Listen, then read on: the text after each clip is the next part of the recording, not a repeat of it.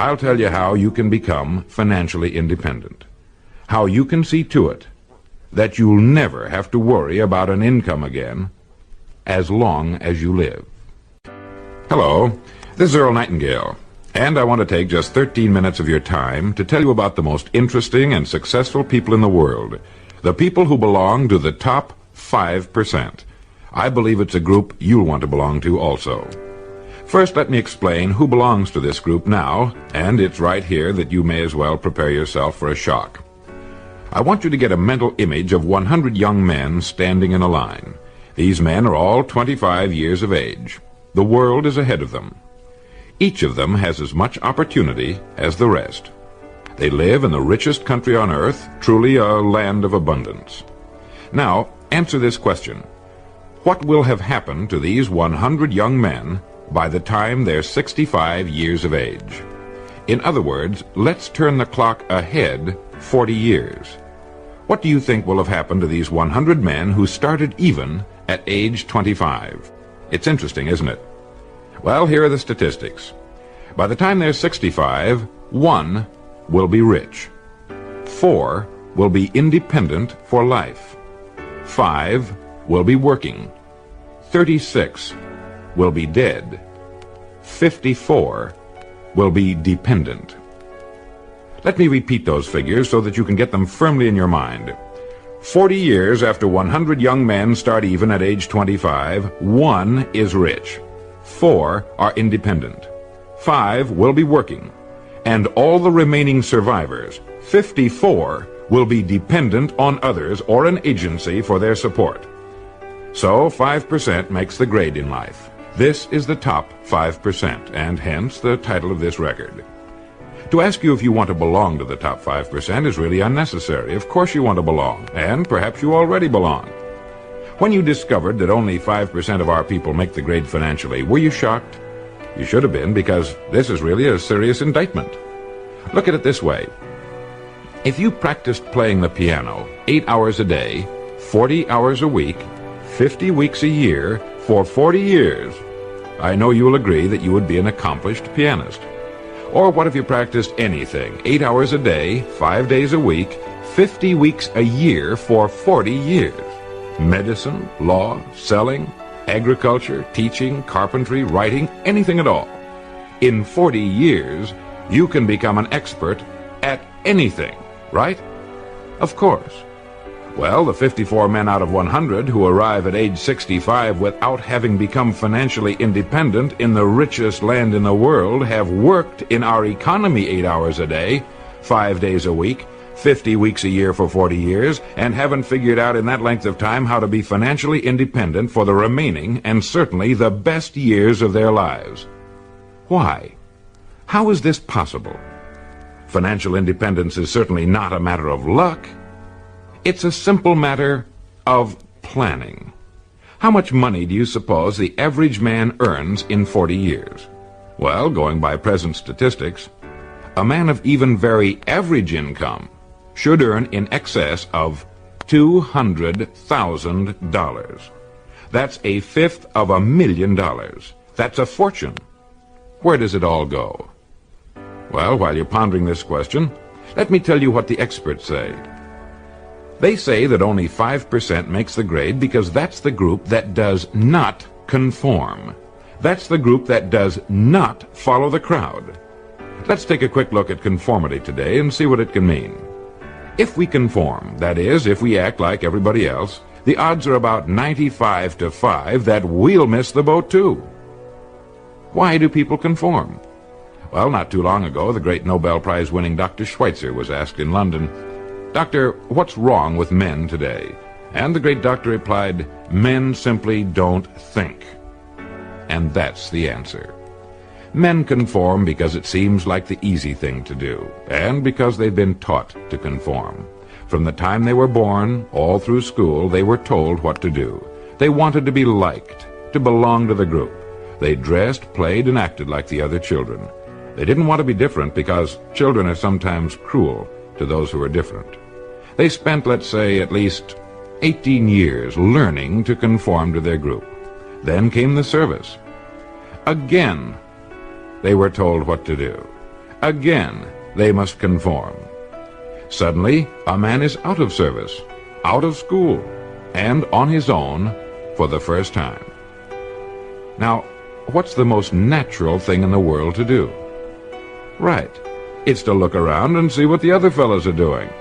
Since we've always been told what to do, why should we start thinking for ourselves at age 25? So he gets a job, and again looks around to see how the other fellows are doing their jobs. Now, since it seems to be a part of human nature to do no more than a person has to in order to get the weekly paycheck, again he conforms. Now, we know he has 40 years to become great at what he does. Plenty of time. But does he do it? Not if he follows the crowd. Not unless he decides to join the top 5%. If we follow the crowd, we haven't got a chance. If we think independently and follow our good ideas with action and stay with it, nothing in the world can keep us from succeeding. Now, if you don't mind turning this record over, I'll tell you how you can become financially independent. How you can see to it that you'll never have to worry about an income again as long as you live. Now let's look at the big picture calmly and analytically. Since statistics prove only 5% makes the grade financially, in a country where there's more than enough to go around, all the rest must be doing something wrong. And what do the leading educators and experts say is wrong with most people today? They just don't think for themselves. They simply do not look at life as a complete thing with a beginning, a middle, and an end. Well, it's obvious then that if we don't want to conform, because by conforming we miss the financial boat, we must think. We must think now, before it's too late. There are only two things that can contribute to financial success. The first is the work we do for a living, and the second is the amount of money we save, since it's only by saving money that it can be accumulated and put to work for us. You see, by logically following the whole thing through, step by step, we get rid of all confusion, doubt, and guesswork, and we're left with two jobs that anyone can handle. One, the work we do for a living, and two, the money we can save. Now let's take them in order. First, the job. Naturally, I have no way of knowing what it is you do for a living or what your circumstances happen to be. But more than 20 years of research have proved one thing. No matter what your job may be at this moment, it holds the key to your future. It contains the road to greatness if it's handled in a certain way. There's no such thing as a job that is not loaded with hidden opportunities. From checking hats to laying bricks, from working in a factory to selling shoes, whether you work for someone else or for yourself, there is hidden in your daily work more opportunity than you could develop in a lifetime, if you will look for it. How many ideas do you think you could get in a single day if you really started to think? 5, 20, 100? Well, have you ever stopped to think that one idea can make you rich? How do you think your job will be handled 10 years from now? Can you do it that way now? What improvements will be made in your industry during the next 50 years? You know that improvements are inevitable. Someone's going to have to come up with them. Why not you? What's the history of your job? How did it begin? How did your industry begin? Do you know as much about your job and industry as a doctor knows about medicine and its history? You really should, you know. Have you given the same work and dedication to your job that an attorney has given to the study of law? You see, whatever it is that you do for a living is your profession. There's no such thing as one job or profession being more honorable or better than any other. It is all in the way we look at what we do. It is our attitude that makes the difference. How long do you think it would take you to know everything there is to know about your job and its application to your industry and our economy as a whole? 5 years? Do you realize that if you attack your job for the next 5 years the same way you'd have to if you were working for yourself, that you can be a national expert on your particular job in 5 years? You see, a person can become an expert at any one particular thing in 5 years, and it's the experts in this country who can write their own tickets. It's the experts who get the ideas. It's the experts who are constantly in demand, regardless of economic cycles. Your mind is a great and largely unexplored continent. You own it, and no one else can trespass upon it. We know it contains unbelievable riches, but they must be found, and there's only one way to explore and prospect the human mind. We must think. Like any other kind of prospecting, it takes time and dedication, but of this you can be absolutely certain. If you will begin to do your job as you have never done it before, and think constantly of ways in which it can be done better, you will immediately belong to the top 5%, and you will definitely get the ideas that will guarantee you a great future. Now you might say, why should I knock myself out for the company I work for? This is what the majority says, and remember, it's the majority which always has, and unfortunately probably always will, miss the boat in life. You are actually working only for yourself.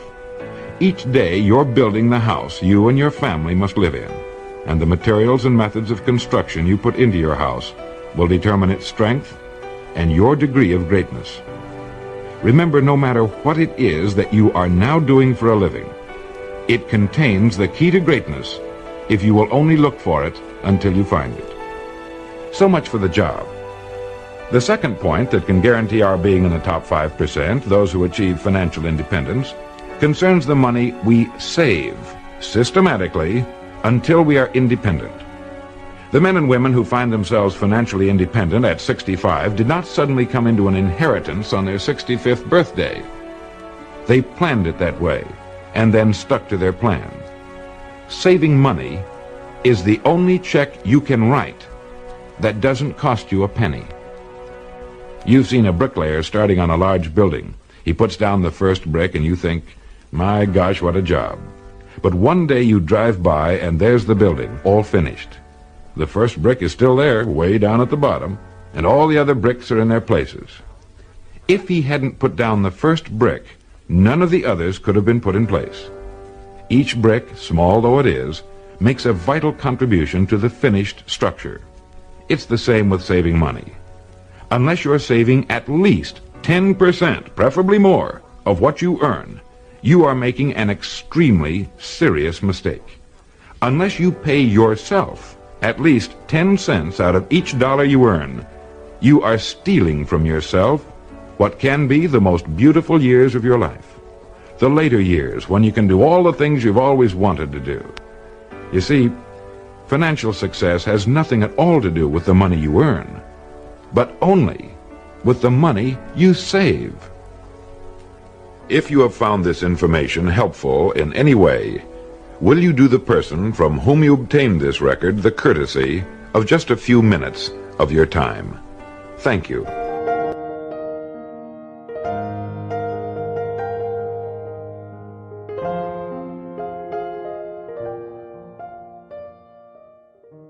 In the year 1843, a man was born who was to have a profound effect upon the lives of millions of people. His name was Russell Herman Conwell.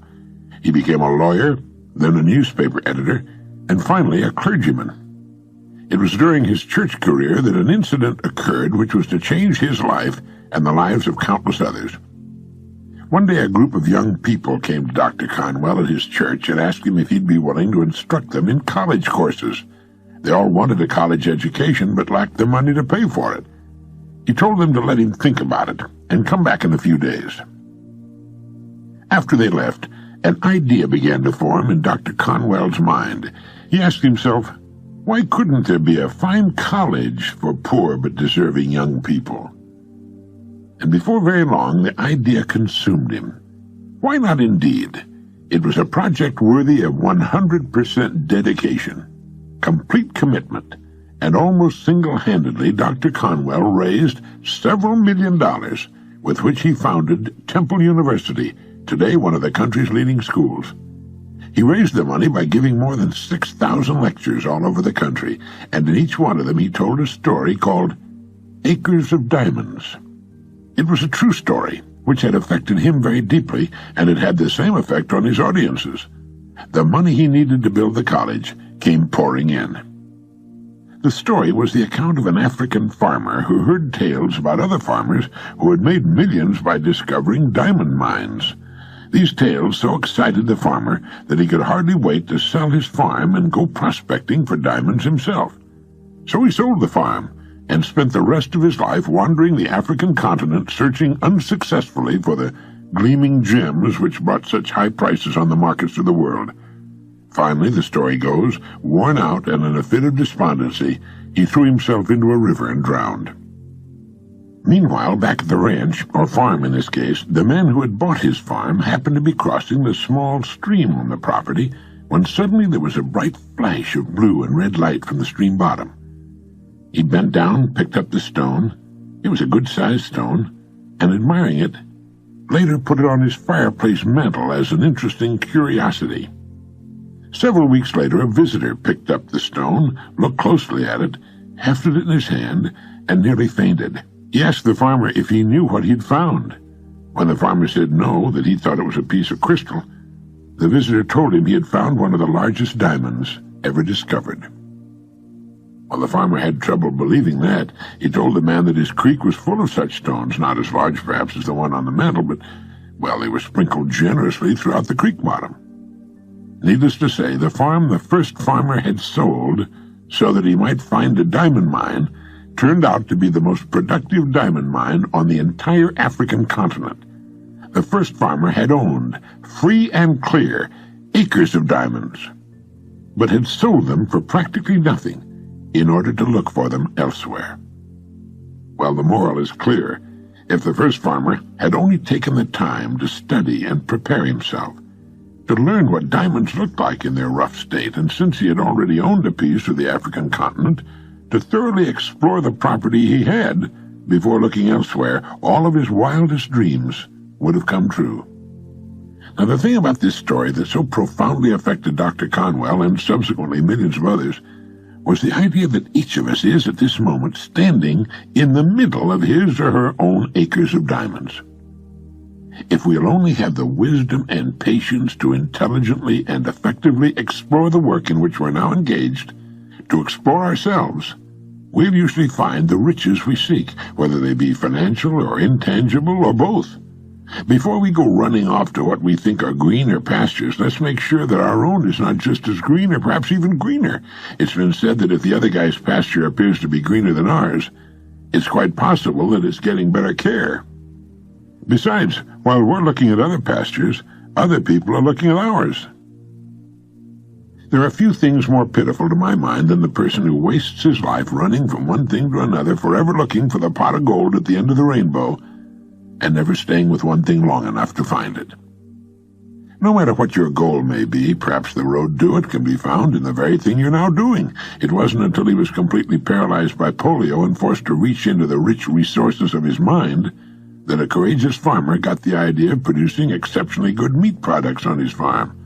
From that idea, one of the country's most successful meatpacking companies was born. His farm contained acres of diamonds, too. He just never had to dig for them before.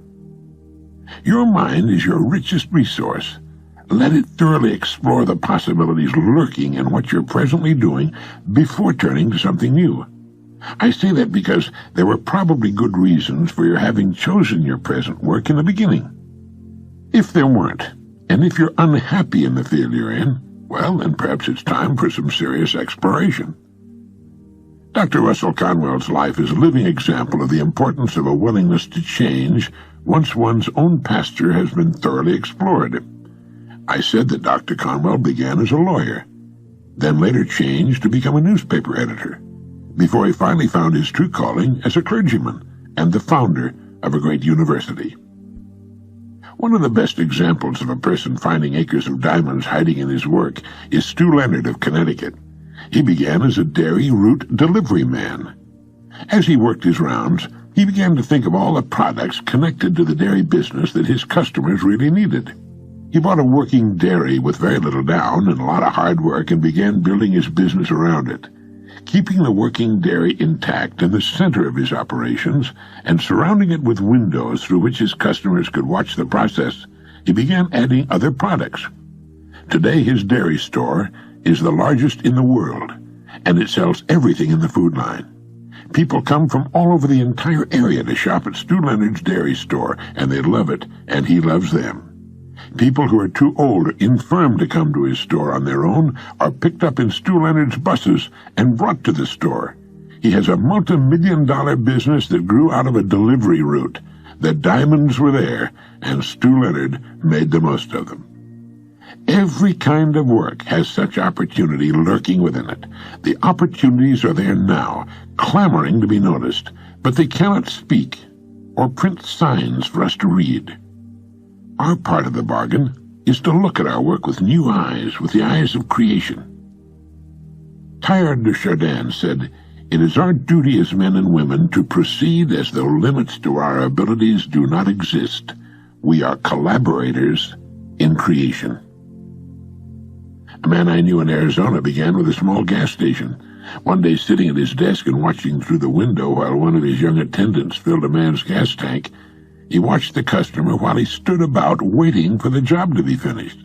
It dawned upon him that that man had money in his pockets, and there were things he needed, or wanted, that he'd pay for if they were conveniently displayed where he could see them. So he began adding things: fishing tackle, then fishing licenses, hunting and camping equipment, rifles, shotguns, ammunition, hunting licenses. He found an excellent line of aluminum fishing boats and trailers. He began buying up the contiguous property around him. Then he added an auto parts department. He'd always carried cold soft drinks and candy, but now he added an excellent line of chocolates in a refrigerated case. Before long, he sold more chocolates than anyone else in the state. He carried thousands of things his customers could buy while waiting for their cars to be serviced.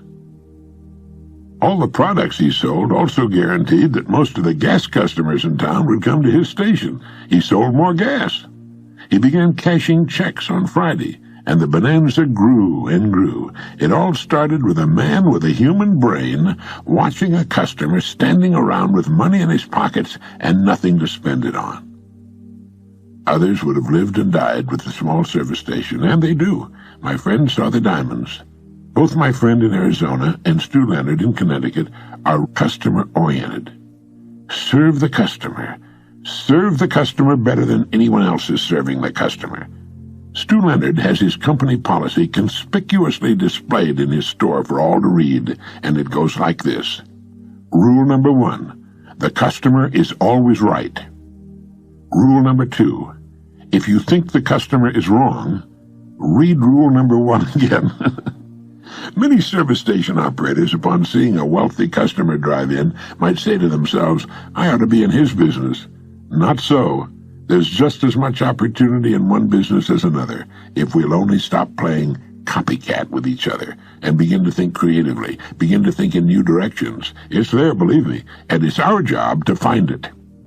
Take the time to stand off and look at your work as a stranger might, and ask, why does he do it that way? Has he noticed how what he's doing might be capitalized upon or multiplied? If you're happy with things as they are, then by all means keep them that way. But there's great fun in finding diamonds hiding in ourselves and in our work. We never get bored or blasé or find ourselves in a rut. A rut, we're reminded, is really nothing more than a grave with the ends kicked out. Some of the most interesting businesses in the world grew out of what was originally a very small idea in a very small area. If something is needed in one town, then the chances are it's also needed in all towns and cities all over the country. You might also ask yourself, how good am I at what I'm presently doing? Do you know all there is to know about your work? Would you call yourself a first-class professional at your work? How would your work stand up against the work of others in your line? The educator and author J.B. Matthews wrote, unless a person has trained himself for his chance, the chance will only make him ridiculous. A great occasion is worth to a man exactly what his preparation enables him to make of it. I'm sure Dr. Matthews intended to include the female half of the world in that statement. I'm often appalled by how little people know about the business they're in. That's not my department, they'll say. I suppose if they see a fire starting in someone else's department, they wouldn't report it. Most real estate people don't sell homes and property. They show homes and property, something a 6-year-old child could do. They often know nothing at all about selling or marketing, yet they call themselves real estate professionals. They're actually tour guides. This is the living room, they say to intelligent men and women who already know what a living room looks like. Someone, come to think of it, I think it was me, once wrote that the human race is much like a convoy in time of war. The whole menagerie is slowed down to protect the slowest ships, and they march on in that dusty valley, unmindful of the diamonds beneath their feet. The first thing we need to do to become a diamond miner is to break away from the crowd and quit assuming that because people in the millions are living that way, it must be the best way. It is not the best way. It's the average way. The people going the best way are way out in front. They're so far ahead of the crowd you can't even see their dust anymore. They're the people who live and work on the leading edge, the cutting edge, and they mark the way for all the rest. We have a choice to make, really, you and I. It takes imagination, curious imagination, to know that diamonds don't look like cut and polished gemstones in their rough state, nor does a pile of iron ore look like stainless steel. To prospect your own acres of diamonds, develop a faculty we might call intelligent objectivity. The faculty to stand off and look at your work as a person from Mars might look at it. Within the framework of what industry or profession does your job fall? Do you know all you can about your industry or profession? Isn't it time for a refreshing change of some kind? How can the customer be given a better break? Each morning ask yourself, how can I increase my service today? There are rare and very marketable diamonds lurking all around me. Have I been looking for them, examining every facet of my work and of the industry or profession in which it has its life? There are better ways to do what I'm presently doing. What are they? How will my work be performed 20 years from now?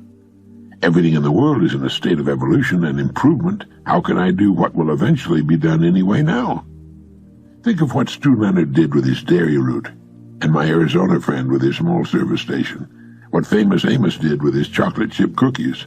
What Procter & Gamble did with soap. Sure, there's risk involved. There's no growth of any kind without risk. We start running risks when we get out of bed in the morning. Risks are good for us.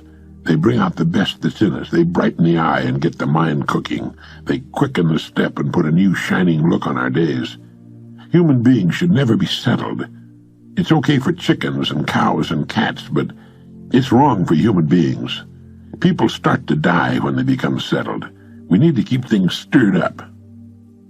Back in 1931, Lloyd C. Douglas, the world-famous novelist who wrote The Robe, Magnificent Obsession, and other best-selling books, wrote a magazine article titled Escape. Now, in that article, Douglas asked, who of us has not at some time toyed briefly with the temptation to run away? If all the people who have given that idea the temporary hospitality of their imagination were to have acted upon it, few would be living at their present addresses. And of the small minority who did carry the impulse into effect, it's doubtful if many ever disengaged themselves as completely as they had hoped from the problems that hurled them forth. More often than otherwise, it may be surmised, they packed up their troubles in their old kit bags and took them along. The point of the article was simply, don't try to run away from your troubles. Overcome them. Prevail right where you are. What we're really after is not escape from our perplexities and frustrations, but a triumph over them. And one of the best ways to accomplish that is to get on course and stay there. Restate and reaffirm your goal, the thing you want most to do, the place in life you want most to reach. See it clearly in your mind's eye, just as you can envision the airport in Los Angeles when you board your plane in New York. Or like a great ship in a storm, just keep your heading and your engines running. The storm will pass, although sometimes it seems that it never will. And one bright morning you'll find yourself passing the harbor light. Then you can give a big sigh of relief, rest a while, and almost before you know it, you'll find your eyes turning seaward again. You'll think of a new harbor you'd like to visit, a new voyage upon which to embark. And once again you'll set out. And that's just the way this funny-looking, two-legged, curious, imaginative, tinkering, fiddling dreamer called a human being operates. He escapes from problems not by running away from them, but by overcoming them. And no sooner does he overcome one set of problems, but he starts looking around for new and more difficult pickles to get himself into and out of.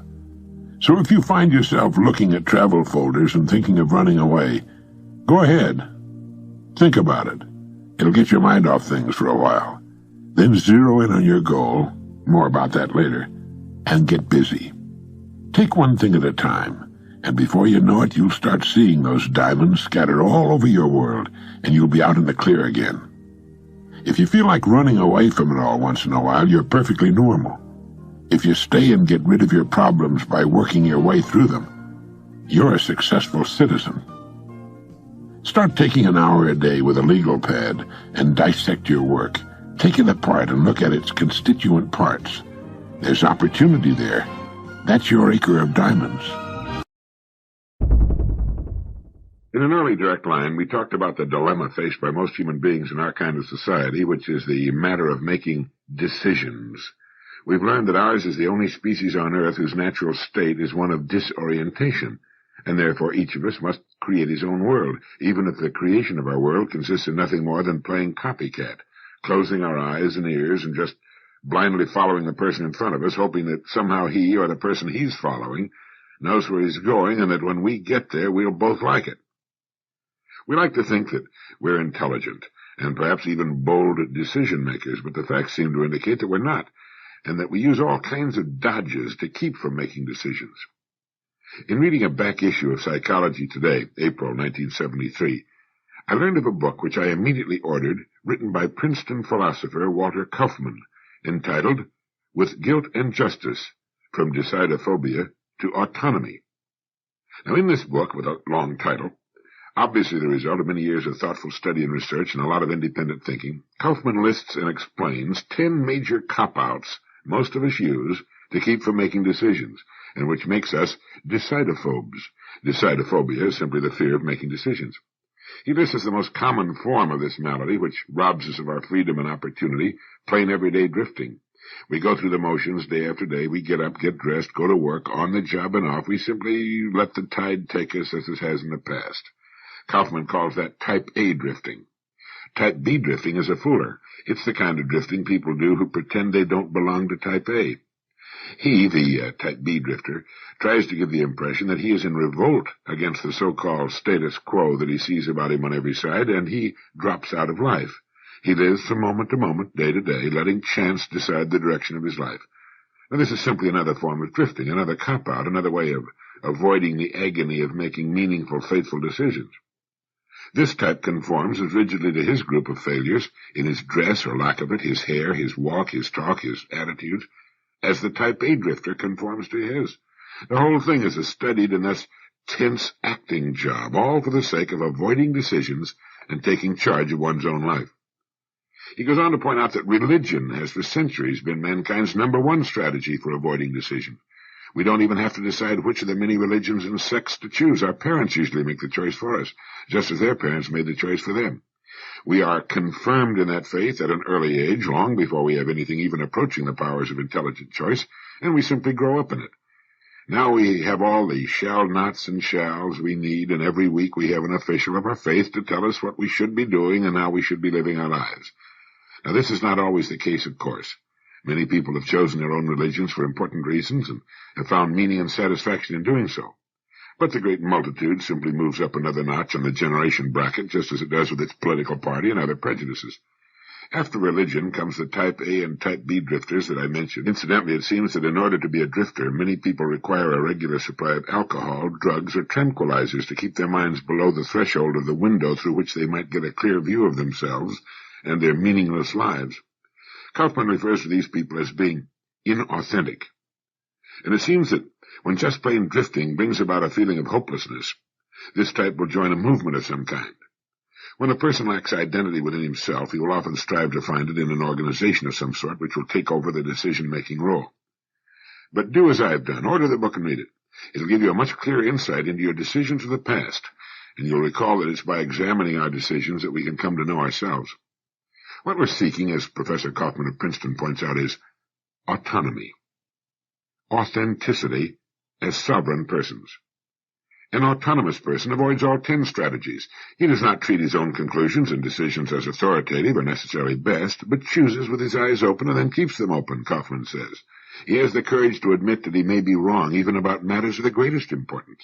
He objects to the 10 strategies in the book, not on account of their supposed psychological origins, but because they preclude uninhibited self-criticism. Now, there are some well-known people who've resisted all 10 strategies and lived autonomous lives. The most outstanding examples from the long history of Western philosophy are Socrates and Nietzsche. And Kaufman cites as a perfect modern example of the completely autonomous person, one who exhibits the most awesome courage, Alexander Solzhenitsyn. Rarely has it been so difficult for any man to stand alone, utterly alone, without any prop of any kind.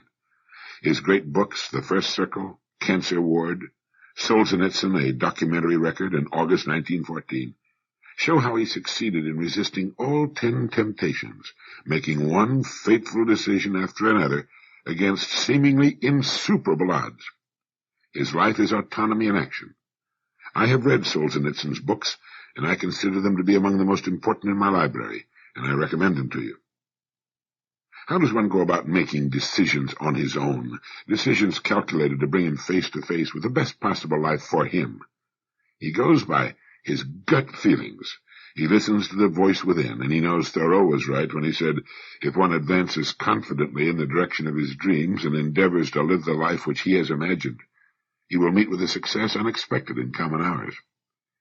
It's the decision to live my life, not necessarily the lives of those I see about me.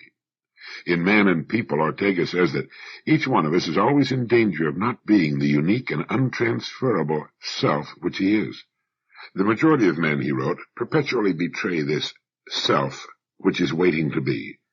And to tell the whole truth, our personal individuality is a personage which is never completely realized, a stimulating utopia, a secret legend which each of us guards in the depths of his heart.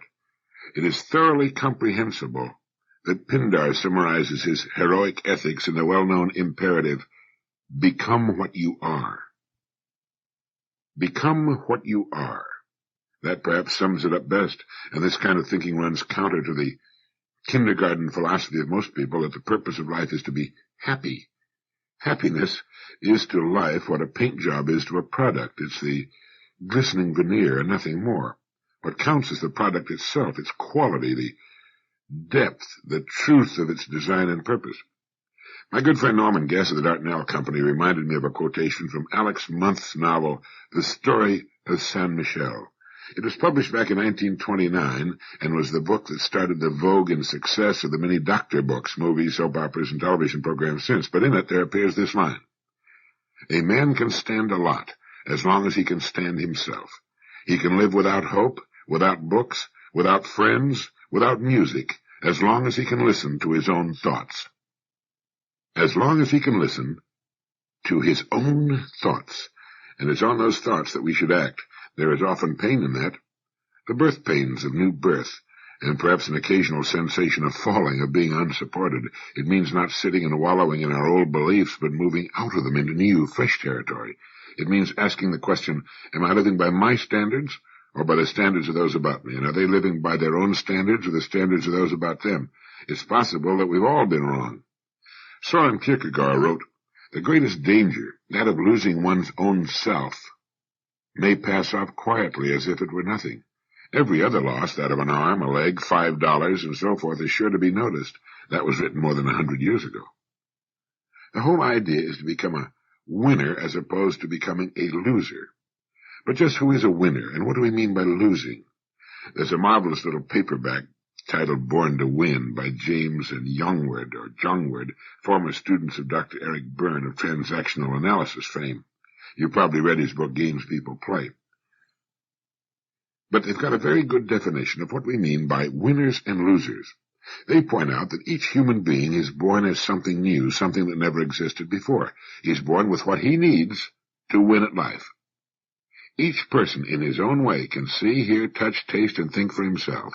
Each has his own unique potentials, his capabilities and limitations. Each can be a significant, thinking, aware, and creatively productive person in his own right, a winner.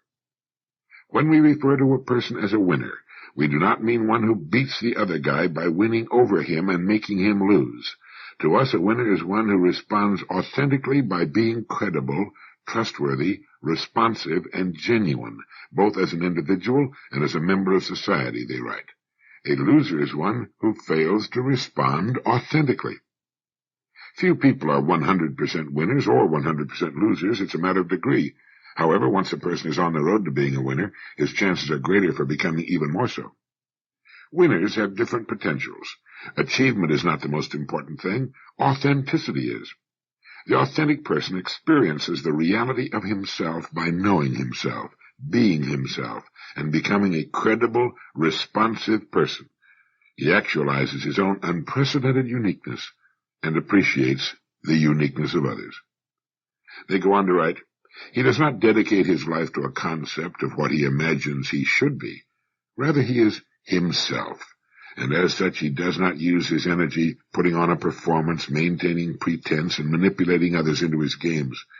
A winner can reveal himself instead of projecting images that please, provoke, or entice others. He's aware that there's a difference between being loving and acting loving, between being stupid and acting stupid, between being knowledgeable and acting knowledgeable. He does not need to hide behind a mask. He throws off unrealistic self-images of inferiority or superiority. Autonomy does not frighten a winner. Autonomy does not frighten a winner. It does not frighten a Solzhenitsyn, a Socrates. The ridiculous Watergate affair, which exposed to Americans and the world the venal inner workings of politics, would never have happened in the first place if a few insiders had had the guts to stand up and act like winners. In the book Born to Win, it's pointed out that everyone has moments of autonomy, if only fleeting. However, a winner is able to sustain his autonomy over ever-increasing periods of time. He may lose ground occasionally, he may even fail. Yet in spite of setbacks, a winner maintains a basic faith in himself. A winner is not afraid to do his own thinking and to use his own knowledge. He can separate facts from opinion and doesn't pretend to have all the answers. He listens to others, evaluates what they say, but comes to his own conclusions. And while he can admire and respect other people, he's not totally defined, demolished, bound, or awed by them. A winner does not play helpless, nor does he play the blaming game. Instead, he assumes responsibility for his own life. He does not give others a false authority over him. He's his own boss and knows it. A winner's timing is right. He responds appropriately to the situation. His response is appropriate when it is related to the message sent and preserves the significance, worth, well-being, and dignity of the people involved.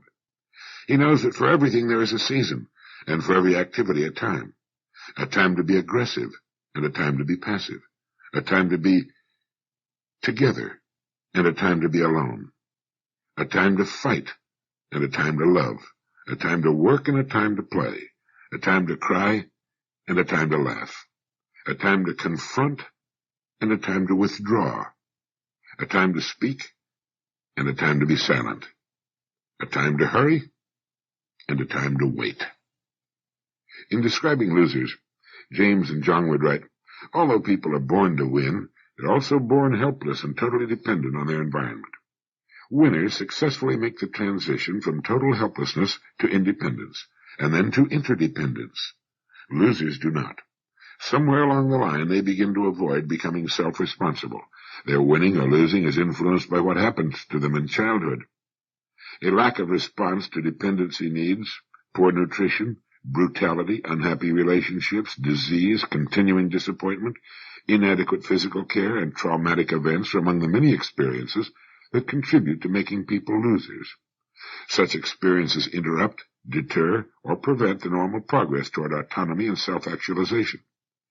To cope with negative experiences, a child learns to manipulate himself and others, and these manipulative techniques are hard to give up later in life and often become set patterns.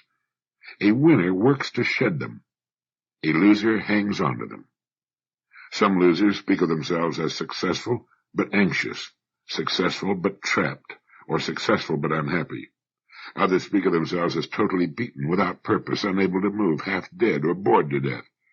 A loser may not recognize that, for the most part, he's been building his own cage and digging his own grave, and is a bore to himself. A loser seldom lives in the present.